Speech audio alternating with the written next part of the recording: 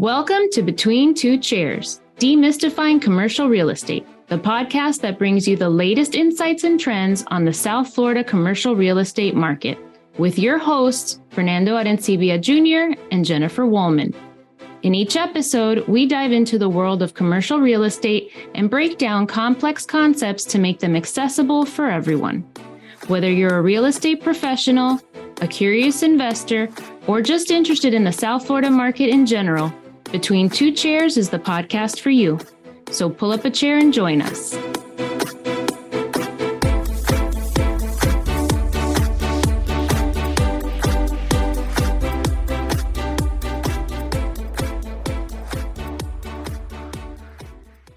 Welcome, everybody, to another episode of Between Two Chairs. My name is Fernando Arencibia, and with me, as always, is the very astute Jennifer Woolman. Jennifer, say hi. Hello, everybody. I love the reaction in your face every time I throw I've got to tell you, adjective. I always hold my breath, and then I realize I have to start breathing again after you let the word out. So I'm like, oh, God, what's he going to drop on me now? Well, now that you've caught your breath, we thought that we'd have a conversation about, co-working space, because I think for a long time, it has felt like almost like an old model, right? Mm-hmm. And, it's not as dynamic or doesn't feel as such. And I think it's because it's not as much as in the news as it was for such a long. Right. When WeWork came out, everyone thinks that, co-working started with WeWork, but actually Regus was a much quieter, more traditional type office space. It was co-working where you shared certain things, but it didn't have the flash and the social aspect that WeWork and other companies since then have launched. And, we saw WeWork's spectacular rise and then crash, and now it's on an upswing again under new management with the new CEO. So what excites me about the co-working space is that you can see kind of when people are like, oh, COVID was the death of office, right? Being in retail, I heard, oh, retail's dead because of Amazon, right? And now we're seeing after COVID how popular co-working has become. For sure.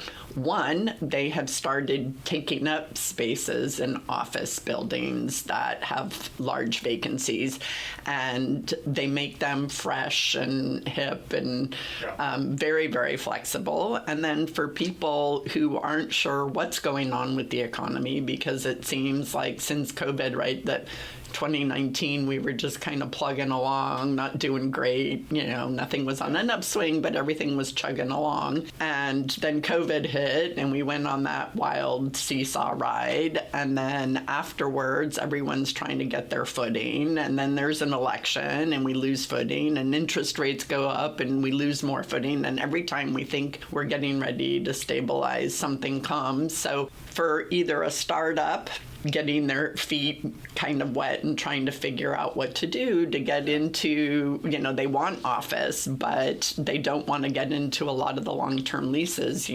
Typically office leases are 5 to 10 years, right? And they don't offer a lot of flexibility, and they're expensive to get out of. And what do you do if you want to upsize or downsize? It becomes a whole renegotiation, whereas the commitments for co-working space are much smaller. If you're a national or international company with companies like Regus's parent company, IWG, they have options for you to have offices or memberships. They have just such a variety of programs that you can have throughout the world. I've noticed a lot of real estate companies have been moving to co-working spaces because of the flexibility, the fact that a lot of agents, if you're a broker, a lot of agents aren't in the office. If you're a single broker, which a lot of smaller shops are single brokerages, they don't need a ton of space. They just need a place that they can go and hang their license. So to me, that just really fascinated me. And then recently I was looking for somebody who was moving down here from North Carolina, and they're an established firm, and they're not sure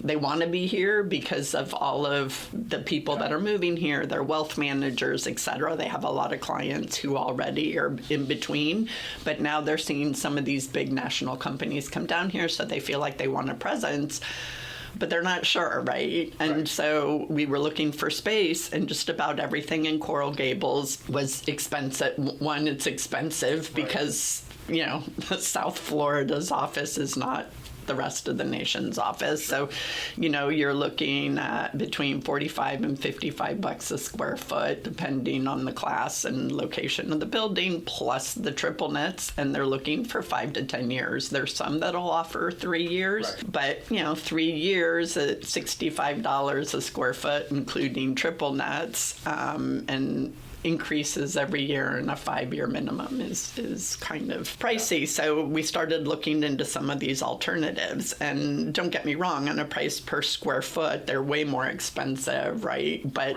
you're not paying, well, you are paying for all of the space, but you're only using, right, your office or your desk or your cubicle or whatever it is that you have. Or if you travel a lot, then maybe you don't have necessarily a desk. You just buy a membership and you go to any one of those spaces. And, you know, they're big companies like IWG, which has Regis and Spaces and several other brands that are more localized to individual countries. You have Industrious, which was bought by Colliers last year for $800 million. So that also is starting to expand. I mean, they just signed a lease for 23,000 square feet at 255 Alhambra.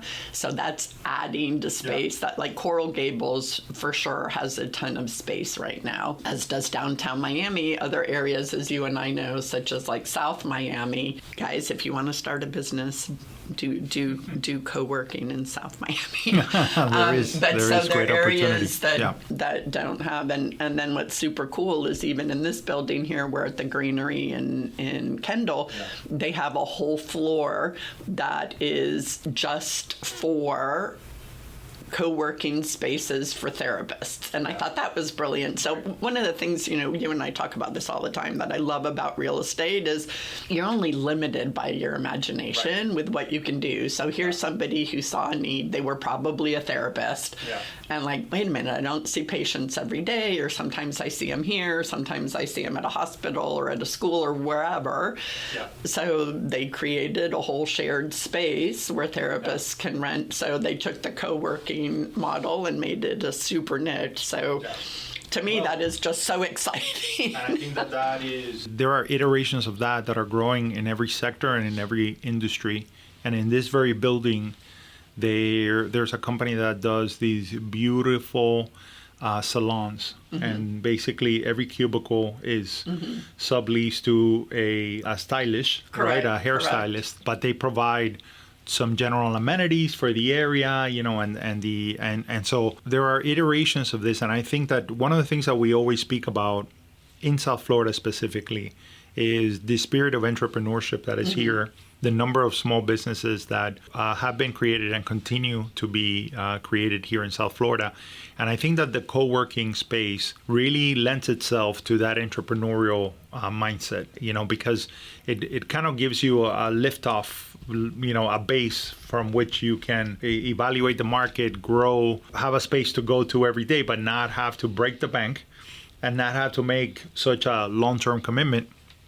And one of the things that you mentioned is about how for so long the story has been that, you know, COVID was going to kill office. Nobody was ever going to go back to the office and all those things. And to your point, this sector specifically, we're seeing that they're no longer on a pandemic recovery per se. They are actually expanding. You know, between 2025 and the beginning of 2026, there's a 15% growth, you know, nationally. They've added 1,197 locations. And just to give you the idea, as of late 2025, there's 8,854 co-working locations, about 159 million square feet. Now, that's only 2.2% of all of the U.S. office. So there's great opportunity Correct. for this sector to continue to grow.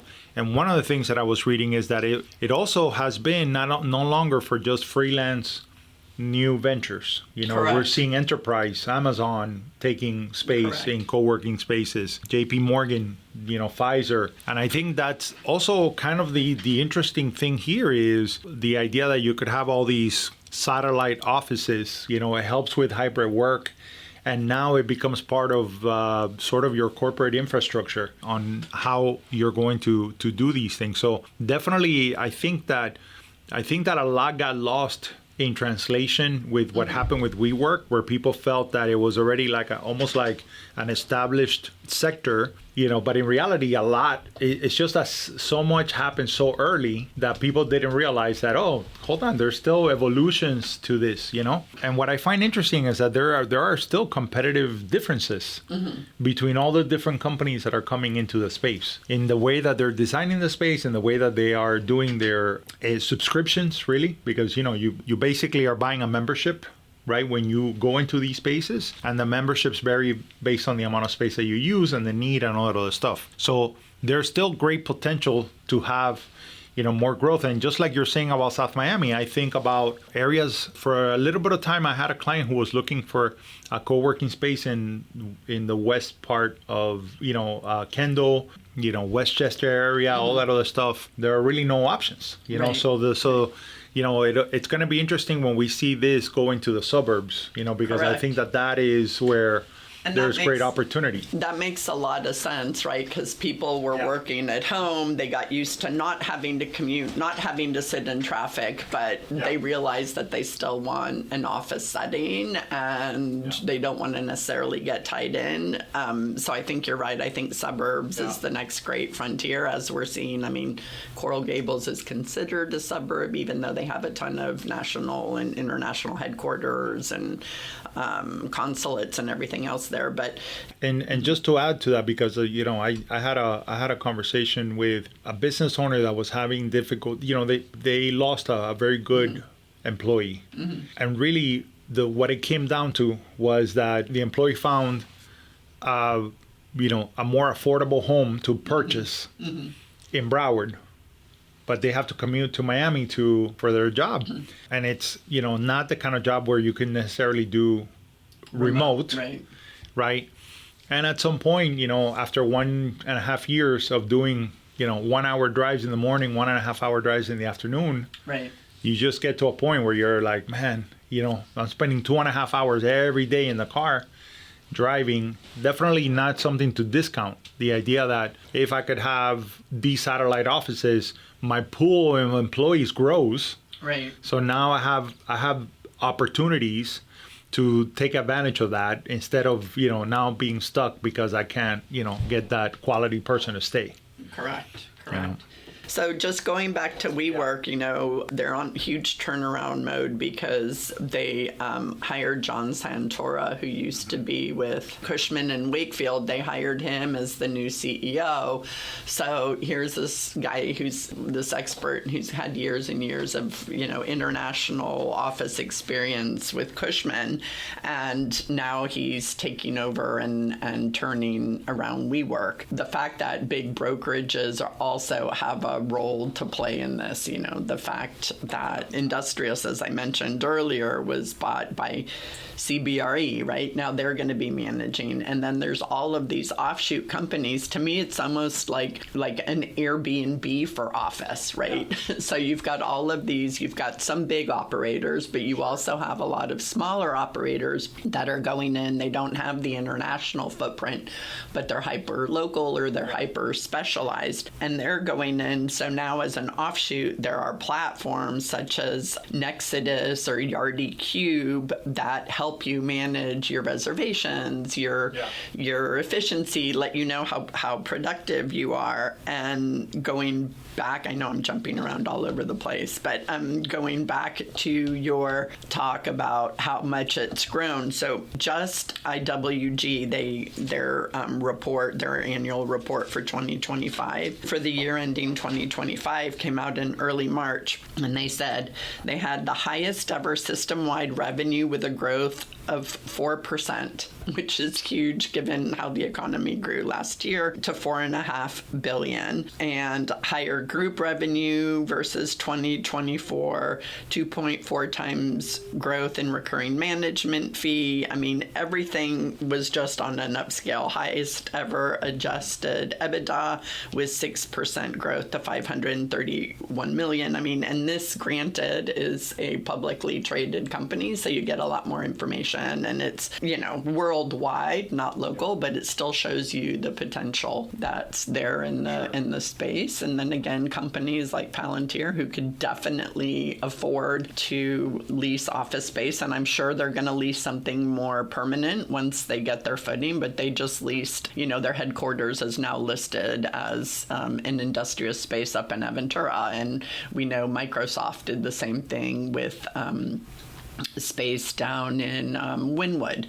Yeah. So, they're trying out spaces to see who goes where. And, we know from our business, we have the electronic keypads for people to get in, so we can track people coming and going to our different office spaces throughout the state of Florida. And granted, once those doors open, you don't see who's coming and going, but for the not as active branches, right, where the agents just go to work occasionally or to do something because they're out and about. I mean, if you're a good agent, you're out networking, you're not spending too much time in the office. But it's interesting to see who's accessing and times and everything else. And the reality is that, people going into the office has decreased, which is funny because the whole reason that Regis's founder started Regis was because he noticed, I think he's from Brussels, he noticed that everybody was working at coffee shops, right? They had their computers, they were working on at coffee shops, they were taking client meetings there, and when he started talking to them and asking, they're like, well, we don't really want to rent office space, so that's where his idea was born, and now we're kind of in between, right? Where people went back and they want the social spaces and they want the social gatherings that maybe they weren't getting at a formal office, but that you definitely get when you go to some of these. For sure.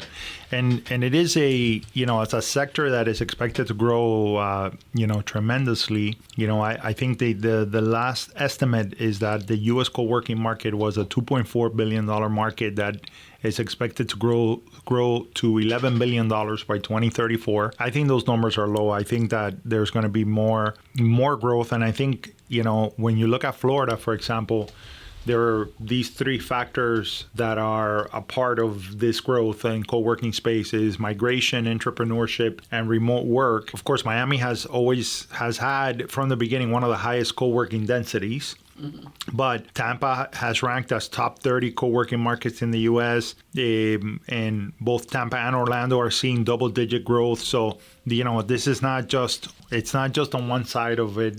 We're seeing this pop up in different segments, and in a way, I guess you have to evaluate it a little differently than traditional office, because it's like an adjacent asset class, if you will, because you have flexibility. Right. You're leasing space and then you're subleasing portions of it.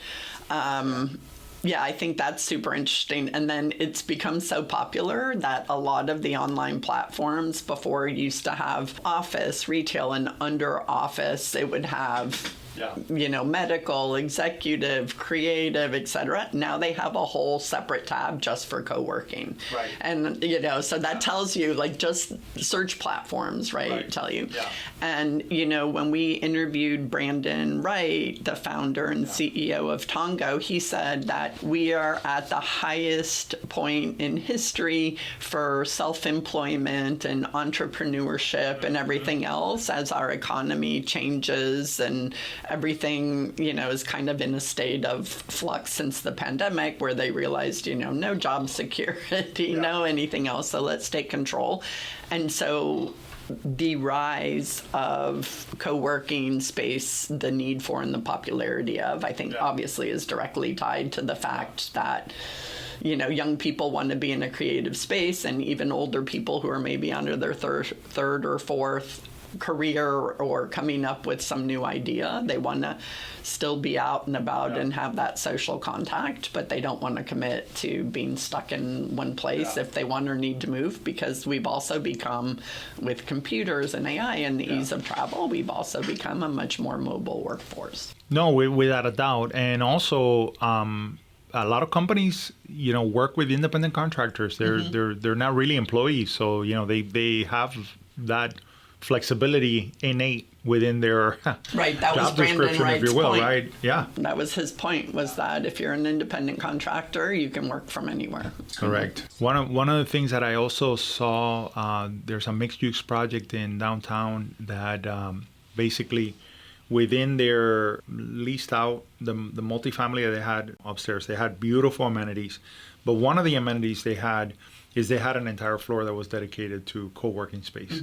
And then you can lease that separately, but you would get a certain number of hours that were included in, when you rent an apartment as a resident, and then you had access to be able to lease out the actual individual offices. So it was really interesting that they had, for the way that they looked at it is, they had a true live, work, play environment because of the great amenities, rooftop pool with a restaurant. Was that Panorama?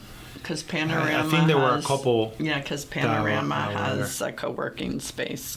And they had a great coffee shop in the ground floor, and then they had a lot of food stuff that was coming, and an incredible gym, and it was really very, very attractive. And I thought that the co-working space was a nice little add-on. An add-on amenity, right? For sure. You always celebrate creativity, and I think that there is a lot to look forward to in this adjacent asset class, if you will, to office, because it's still very young.